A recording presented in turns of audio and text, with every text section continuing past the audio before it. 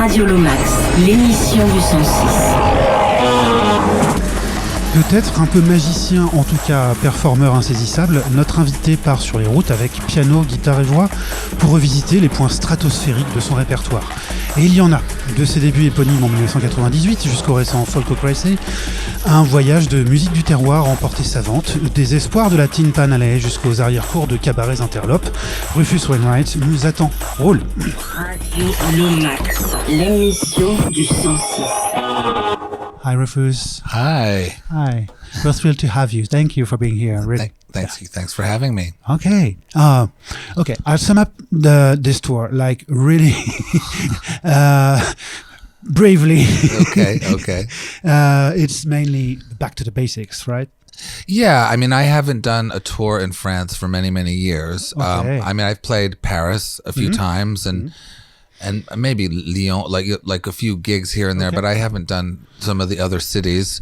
Sure. So it's a nice opportunity for me to kind of review my repertoire and sing, and also try out some new stuff because it's a new audience in a lot of ways. So it's very kind of my life as a troubadour. Oh, sure. Yes. Does that mean you needed to strip a part of yourself to the core? Well, I always have had to do that. I mean, both my parents were musicians, and they both played both with bands, and actually my father mostly played solo. So you had to be versatile and just be able to make a room laugh with one instrument. So it's it's also kind of just like a family tradition of being able to strip it down. Okay. Speaking of stripping it down, what makes the essence of a song to you, if not all the fanciness, and instrumentation? Right.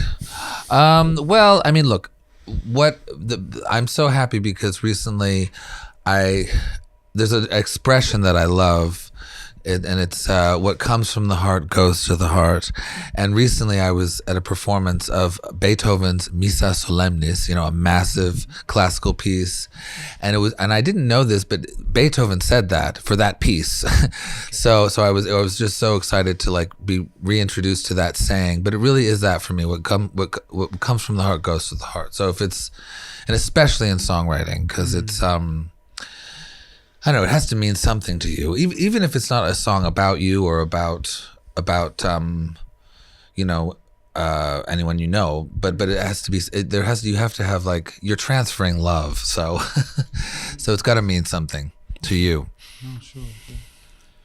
I was wondering, do you ever think about posterity when you write? In 10 years, this one goes into my disco set. Yeah, I mean, look, I try very hard to write songs that are ageless, in the sense that I try consciously not to put in something that relates to the present time, so that years later it can be sung. That's helped me a lot, for instance, with Going to a Town. So I wrote that during the Bush years, and unfortunately I sing it a lot these days, but I do try to make a song timeless. I'm a big fan of the American Songbook, and those songs, were always built like that. So I'm trying to imitate that a little bit. I was referring to the Tin Pan Alley in the intro, so yes. That's something definitely going on. I'd really love the audience to get how playful you are in the way you present your work, like the concepts of best of, greatest hits, live albums and whatnot, being playful all the time, all over the place. Yeah. It is a way for you to disrupt the routine, the constrained rhythm of this industry. Right. Well, I think, look, my songs tend to be a little bit tragic, sure. and melancholy, so I like to pepper it up with a bit of comedy and a bit of lightness and so forth. Tonight should be interesting because I do speak French. I don't like to do interviews in French because it makes me nervous. But I think tonight I'm going to do my show in French, and that's very funny. It'll be very fun. There'll be a lot of comedy for you people, seeing how seeing me struggle up there. Okay, can't wait. Cool. Okay. Does that tour mean that you need to unfollow the rules once again? Yes? Yes. You should always unfollow the rules. Okay. Yeah, definitely. Okay. Do you need a release after the tour de force, as we can call it, of Dream Requiem? Yeah. Yes. Do you need it like? Well, I know what I really want is a pop record. Dream Requiem in many ways is sort of my, I don't know if it's my masterpiece, but it's definitely like the most accomplished classical piece that I've ever written. And it took a lot to do that. So yeah, I now would like to just have fun and write songs that will maybe make me some money. Of course. Get on a TV show, Yeah.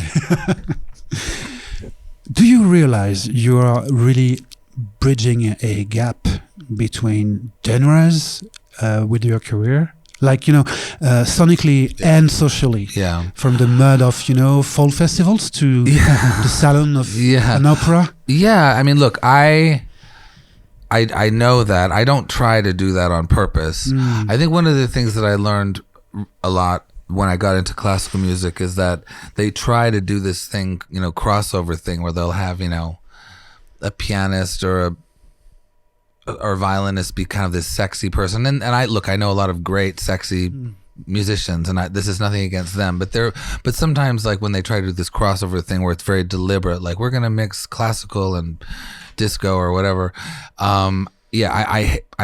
I don't really like that very much. So I think anything that I'm doing is very, how can I say, it's very sincere, and I'm not really aware of what I'm doing. I'm just going where my heart leads me, and I love all sorts of music, and I don't really draw, borders between them.